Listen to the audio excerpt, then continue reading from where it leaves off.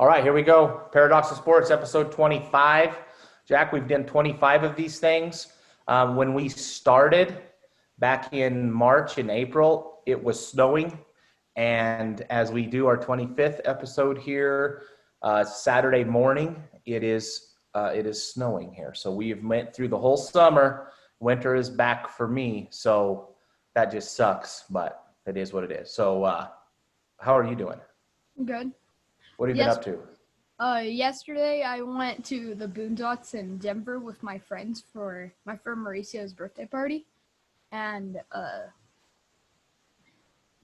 did go-karts, laser tag, mini golf. Yeah. That's the place that's right off the interstate there, kind of on the north side of Denver? Yeah. What all does it have then? Like, you said what you did, but what is everything there? There's that stuff I didn't do. There was like an XD dark ride thing, a arcade, bowling, and a VIP room. Nice. Do they feed you? Is it got a kitchen and stuff too? I don't know. We didn't go to the VIP room. We just had lunch from Jimmy John's and then pizza for dinner. Ah, okay. Nice. Well, that's fun. So that was just an up and back trip in one day. Yes. Nice. We went up to Denver, and then we ate lunch at a park, and then we went to the Boondocks. Then we came back.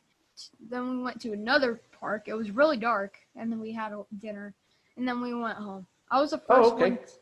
I was the first one to be picked up. Oh, nice. Because I lived furthest from where I lived closest to where they were. So you had the longest day? Shortest. Oh, you had the shortest. Ah, hell, there's nothing wrong with that then. By about good. 5 to 10 minutes. Okay, that's not bad. Well, where are we at? What's Jack's sports update? What are we participating in? I have a flag football game today. This is my jersey. I play wide receiver on offense, middle linebacker on defense. Okay. Mm-hmm. That's the only thing you have going now is your football? Yeah, we have like baseball workouts from time to time, but haven't done that in like 2 weeks. Okay, so you're just taking a little time off there. Yeah. Okay. That's a good deal. It's good to get some rest too. What about school? How's school been going? It's been going good. Are you getting good grades? Yes, I have all A's and then two B's, one in graphic design and then one in social studies. Oh, okay. Graphic designs, that's a fun deal. That'll be handy. Fun. Social studies, you don't need, so you'll never use social studies. Don't tell your mom I said that or your teachers. I love social studies. Oh, it's a fun class. I used to enjoy it too. I'm actually shocked to know that you're still in social studies because I think a lot of schools have went away from that. So they're busy teaching you 9 different ways to do algebra problems. So what about your fantasy stuff? How's the fantasy teams been doing? Good. We've gone 4-1. We've won 4 games in a row. Have you had any injury stuff happen? No. There have been a few questionables, including Kenny Golladay being out. And I've had to pick up a few players from time to time. So there was this same week where I had to pick up 2 different running backs to start because Aaron Jones, I think there was one other. I'm not sure. Aaron Jones and someone. And so Sony Michel was injured as well. And replacing Sony Michel, I picked up Damian Harris. But then that game got canceled, so I decided to go to Latavius Murray. Oh, okay. Yeah, that's I've been fortunate with the way the stuff that's been canceled move around. It hasn't caught me yet. But I know just watching other people and the fantasy and who you're starting and stuff, the moving the games around and stuff it's kind of a pain. Especially with Jen now. It's funny that, I mean, Jen does not follow sports whatsoever. Like, And since she has started playing fantasy football, it's really fun to watch the games with her especially when her quarterback is playing, to watch her. It's cool to see how people who aren't interested in it get involved when there's points on the line. I'm trying to find so there was this coincidence with the Monday Night Football game. I think it was the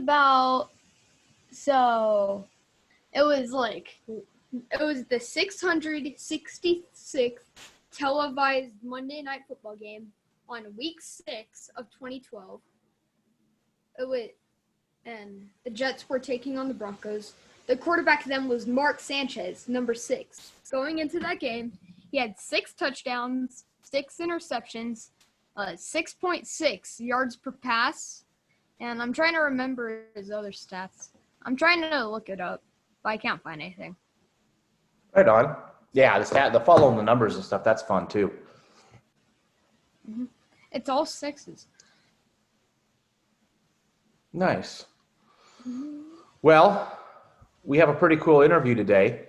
I know you got to talk to, I don't know, what do you call it? Is it granddad? Yeah. Talk to your granddad. Or Big Jack. Yeah, you talked to Big Jack. When you were talking to Big Jack about the bull riding stuff, was there anything in your conversation with Big Jack that stood out, or maybe that you didn't know about? The year he stopped, it was 2010 when he broke his neck again. Again? Yeah, he did it once and then he broke it again. That's probably a good sign then from the Lord. If you break your neck twice and don't die, that you should probably stop doing what you're doing to cause you to break your neck. Okay, that's a good lesson to remember. Mm-hmm. Cool. Well, if you want, why don't you go ahead and introduce today's guest? Introducing former 2-time bull rider world PBR World Champion, Jess Lockwood.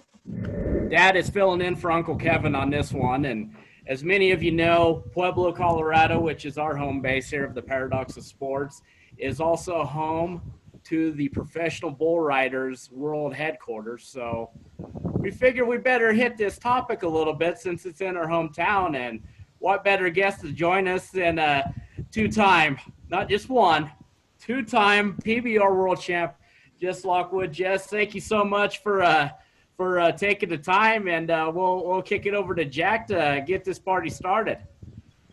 Okay. So first, tell me the first word that comes to mind when I say these names. Jess Lockwood.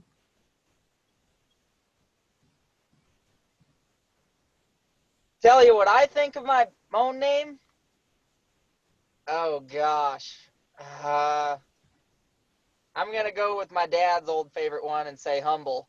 I try to think I'm a pretty humble and modest person, so I could care less about how good I ride and how well I perform on TV. I'd rather be known as a good person than a good bull rider.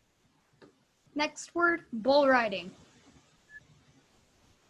Bull riding, hard on the body. It is just a rough and tough sport, and you've got to be so tough to go through it. So it's putting a 150-pound guy on a 2,000-pound bull and throwing the gate wide open and just hanging on for dear life. Finally, PBR World Champion. Dream. That's a dream of everyone growing up that wants to be a bull rider. You want to be the world champion and you want to be the best. So that's just a dream come true that I achieved it, and achieved it at a pretty young age and got 2 of them now. So it's my dream came true. Okay. Now we get to the questions. All right. Number 1, how has COVID affected you and the rest of PBR?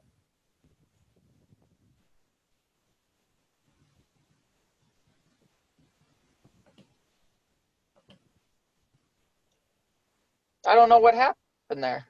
Oh, you came back. Mm-hmm. Huh. Good to answer the question. All set? Yeah, we're good. Yeah. So the whole COVID deal, it really didn't affect me a whole lot because I got hurt at the very beginning of March with my hamstring, and 2 weeks after that, a week after that, I had surgery, and 2 to 3 weeks after that is when events started getting canceled. You know, the world started changing, everything started getting a little weird. Well, I'm laid up in bed and just watching it all unfold. So that entire time where there was no fans in the crowd and all of that, it didn't affect me whatsoever. And I couldn't imagine what the guys were going through riding at the events with no fans and all this stuff. So coming back now, we're required to get tested each week and wear masks and stuff. So it's a little different, absolutely, but nothing compared to what it was like when I first got hurt and wasn't experiencing all of it. Now coming back from COVID, what was your first event once you got healthy enough? What was your first event out the gate?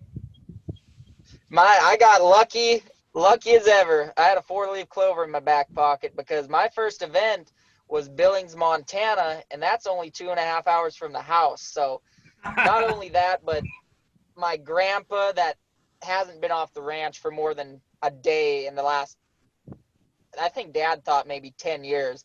Dad, Mom, Grandpa, uncles, cousins, friends, all sorts of people got to come up to this event for my first one back and be there for the entire weekend, all 3 days of it. And it couldn't have been more perfect.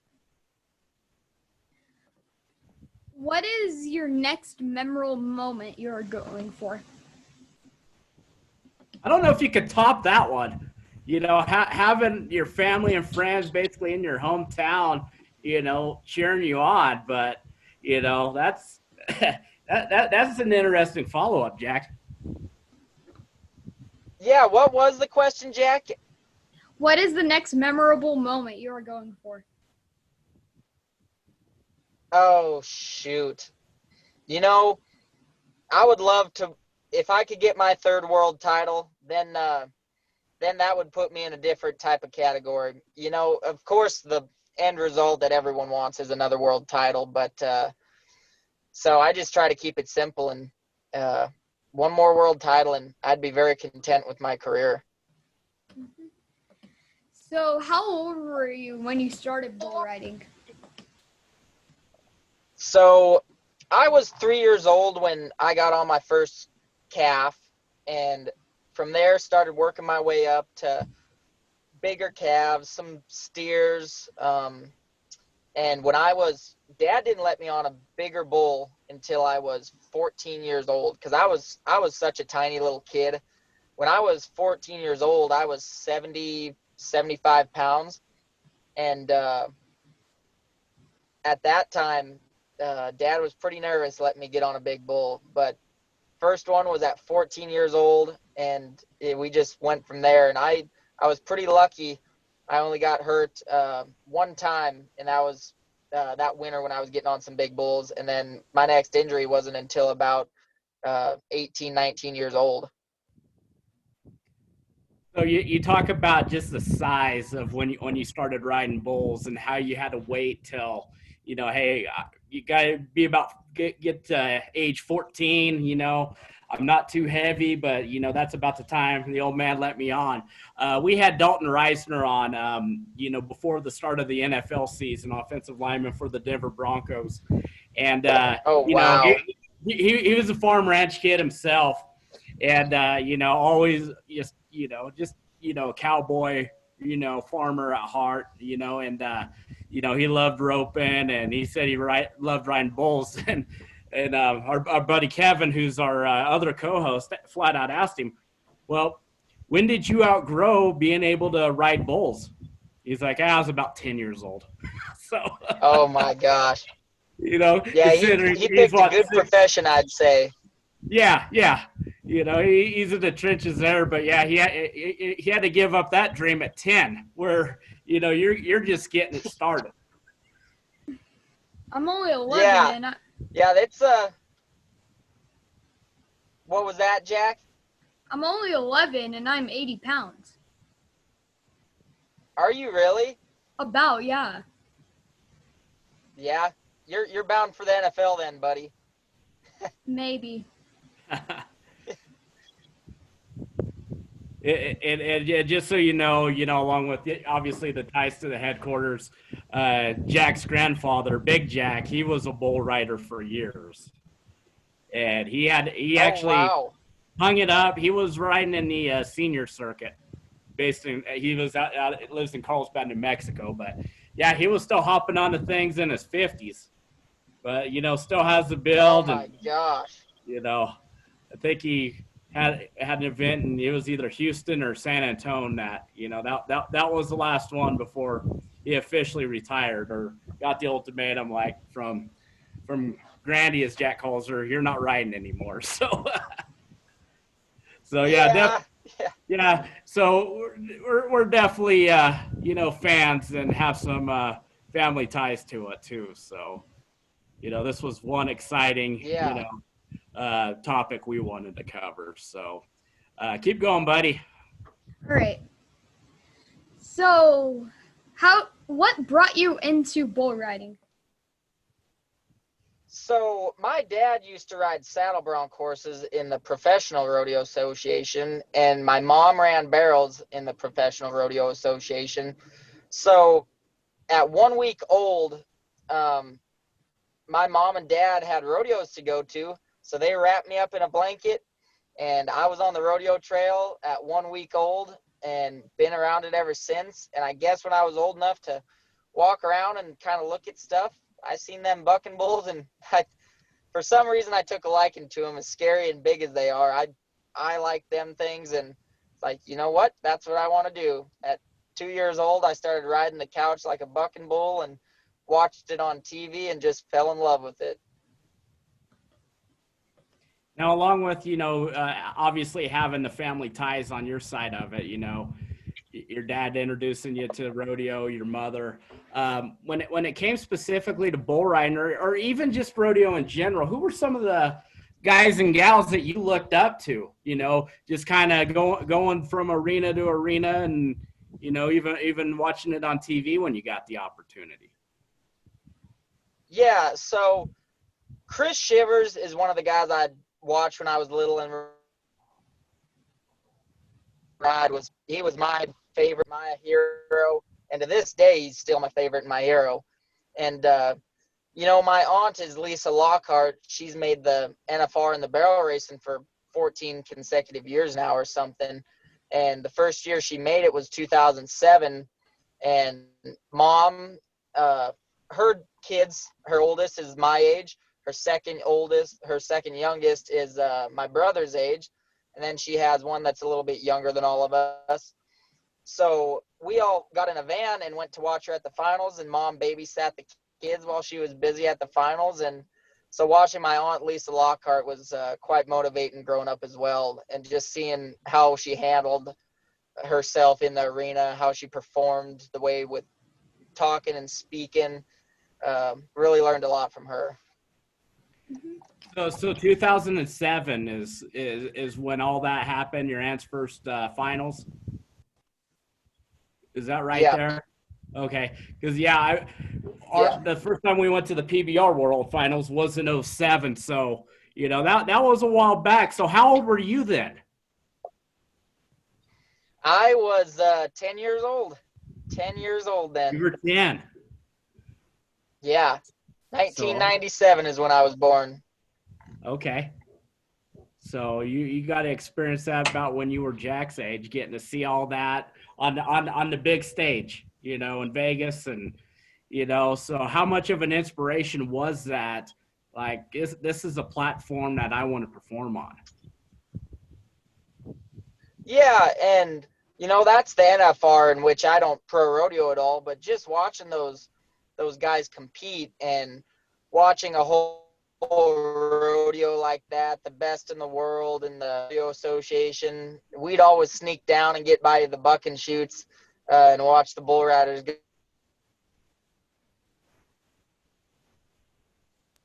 I had big eyes as a kid, and just it was so cool for me to watch.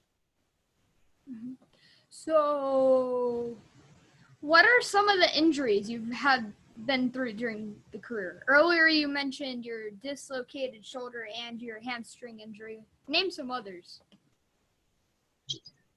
Yeah, so my first one in the PBR, it was about this time of the year in 2016. I actually broke a joint on my hand, and it kind of sits up now, and that was 2-3 weeks before the finals, and I had a broken hand and torn ligaments, and so the doctor had to numb my hand up each night for me to.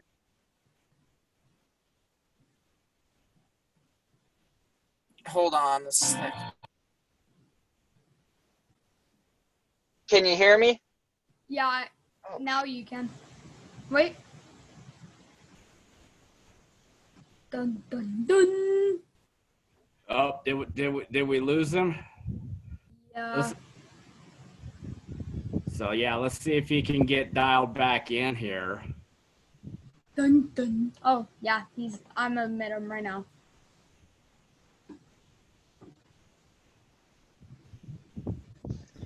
Are you there? Yeah, we're here. Don't you just love technology? Oh my gosh, it's the worst. I don't know what the heck happened there. But it makes things interesting too. So it's real life. Right. We don't have to be perfect with this deal. So Yeah. So what was that, Jack? Oh, I want to work in technology when I grow up, ironically. No kidding. So you've got a good start doing all this crazy stuff. Yeah. But like I was saying, I hurt my hand in 2016 and did that. And 2017 in the winter, I ended up tearing a groin off the bone, and went through some rehab with that and came back. And later in the year, I ended up getting stepped on and breaking 4 ribs, collapsing a lung, and lacerating my kidney.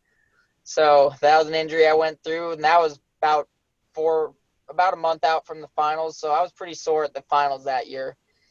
2018, I tore up my knee, which it wasn't surgical and didn't take too much time to come back from, but I've torn both of my knees up a little bit. Tore a groin in late 2018 again, my opposite one. And last year I broke a collarbone, and that was really the only injury I had last year. And then this year, of course, the big one was the hamstring, which I had to have surgery on and held me out for 6 months of this year. And now I'm sitting out with a shoulder that's maybe going to need surgery after the finals, but we're kind of just going to push through the finals and see if we can't make it. So what are your chances of catching Jose Vitor Lemi and passing him on the leaderboard? So this year it's not looking very good. It's sitting out right now. I need those crucial points that it takes to win the world this year, and all I can do at this point is just go into the finals and do good as I can do there. But that guy's so incredible. You can't imagine he's going to have a bad finals. So it's looking like he's probably going to win it this year, but I'm not going to give up until I hand him the buckle. Okay, so what is the last event that counts before the finals? They have the lower level PBR finals, which it's called the Velocity Tour. They're going to have that finals in Sioux Falls, South Dakota. And it'll be, I think, 2 weeks before the PBR finals. So a lot of guys will go there, and I will not. I'm just going to finals in Arlington and just go into there. So what have you been doing with all the money you've been earning? I actually bought myself my own little ranch about 5 miles from my parents in 2018. So that was a big purchase for me. And in past years, I've bought a lot of cattle. Anything that I do with my money goes back to the ranch that we have at home. So whether it be cattle, a new pickup with a bale bed on it to feed the cows, new tractors, new balers. At my place now, I've built an indoor arena to where I can buck bulls. The arena was there itself, but I put bucking chutes in it and made a bunch of bull pens for the bucking bulls that I have, and just made a lot of improvements to my own place. Now, are you using that just kind of for personal workouts and having buddies work out, or you hosting some local bull riding events and things like that?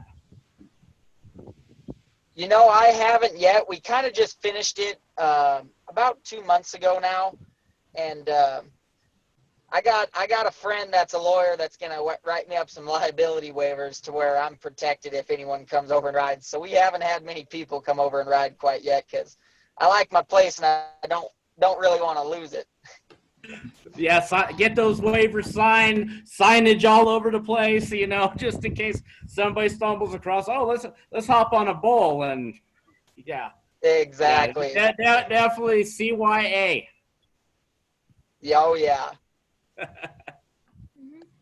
So, what is your opinion on the finals being held in Arlington? I think that was a really good decision for the people of the PBR and for everyone that was involved in making that decision, because Vegas wouldn't let us have it. And right now we're limited to 50% capacity of any arena we ride in. Well, when they chose the biggest stadium dang near in the world, that place holds 100,000 people. So 50% of that's 50,000. So it's going to feel almost like a normal finals to us. People are going to be spread out and a little ways away from each other, but that's a lot of people still. With Pueblo being the home of PBR headquarters, why do you think they're not having any events there anymore? Last summer and every summer except this summer, they've had one. Oh, shoot. It's somewhere close there in Colorado because a lot of those PBR workers end up at it. But, they've talked about making a facility at Pueblo there for bull riders, making an arena and hosting a couple events. So we'll maybe see in the future if that happens. Yeah, I know right now, we have the PBR Performance Center where, a lot of rehab and working out takes place. Some of the cowboys that are in the area are able to go there and, get fine-tuned and, being able to work out a little bit. And I know, we had the Built for Tough events here in Pueblo back when we were hosting the Wawa West Fest and different things like that, which were just awesome events to attend. And then, we've had some different touring pro / velocity events that, local promoters like Tommy Jidone would put on. So we would get some of those riders that are coming back from the National Western Stock Show. So we'd be able to see quality bull riding. But, last few years they've had events in Colorado Springs, which is just up the road. But, we just love to see you all back here in Pueblo. It's just such a great thing, having a major league sport here in town, and we definitely want to watch. So if we can talk to some of the higher ups like Sean, saying, hey, we want to ride in Pueblo, we would definitely welcome that endorsement. Yeah, and I'd be fine with that too, because that's pretty close to home. The closest thing we have to professional sports besides PBR is Pueblo Bulls hockey. No. Oh, yeah? Have you been to one of their games? I've been to one. I love hockey games. I'm not much for watching them on TV, but those things are so fun to be at and attend.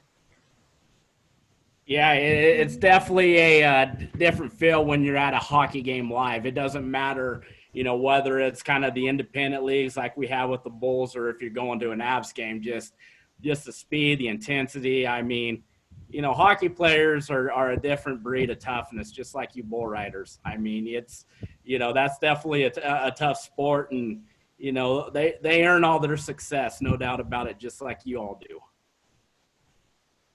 Yeah, those guys are tough, and they're so fun to watch. So, what bulls do you want to draw? Oh, man. There, of course, Bruiser, Heartbreak Kid, one of my best friends that has bucking bulls in the PBR. His name's Jeremy Walker. He's got a handful I love to draw, and I've gotten on before. He's got the bull called Bill the Butcher. He's got a young bull called Bucking for Cash, Young Man's Blues. Oh, my gosh. Chad Berger has some bulls called Sun Country, Rising Sun. He doesn't buck anymore, but he had a bull called More Big Bucks, and that was one of my favorite bulls of all time. So, what bulls do you not want to draw? Oh, there's a big bull called High Chaparral that nobody wants to get on. Chad Berger has a bull called, oh golly, Talking Smack. I've been on him once, and I could care less to ever get on him again. Oh gosh, yeah. There's some of them in the short round that you do not want. Do you think that your brother Jake will make the finals? He's 44th in the world right now. I believe the top 45 go to the finals. Yeah, and he's actually hurt right now as well, so it's going to be interesting whether he makes the finals or not, just because of he's not there to earn any more points to help him. So it's just kind of a waiting game to see if he makes it or not right now.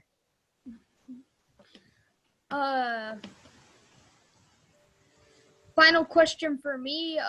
What are some of the sponsors that have helped you during your career?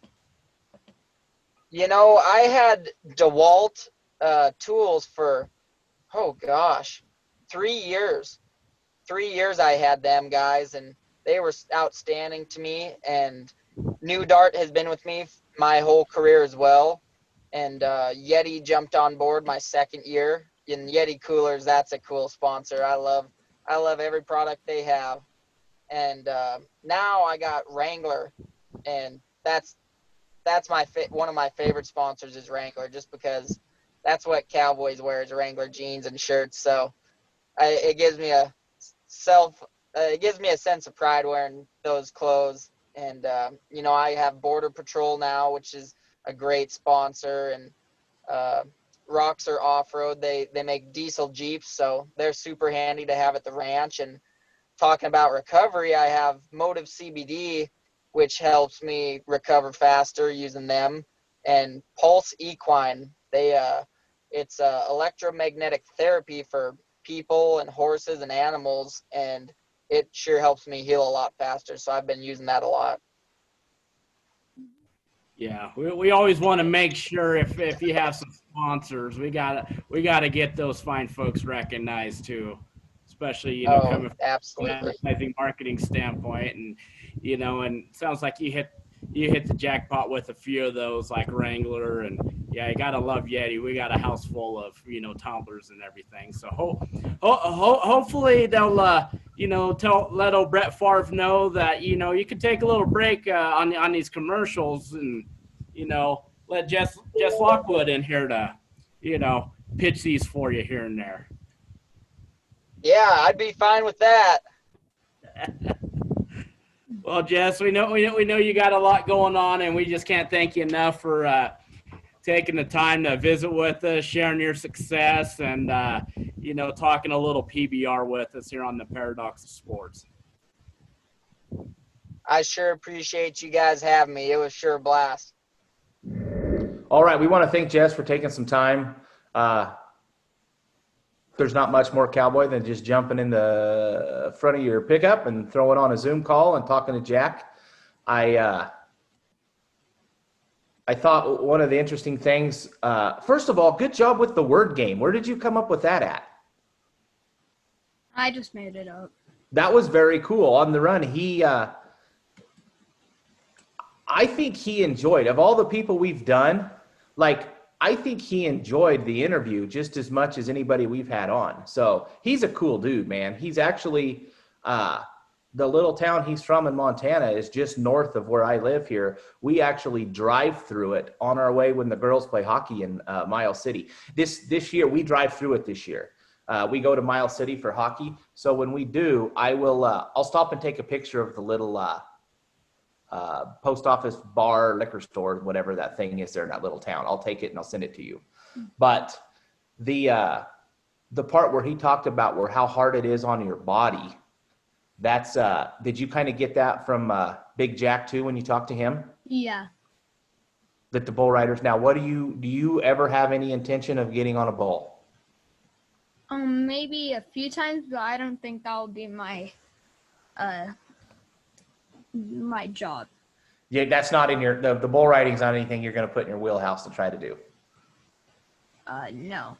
No, I don't blame you. Have you been to one of the PBR events? I've been to like one. Okay, that's when everything gets opened back up and we get to doing that. We'll have to go.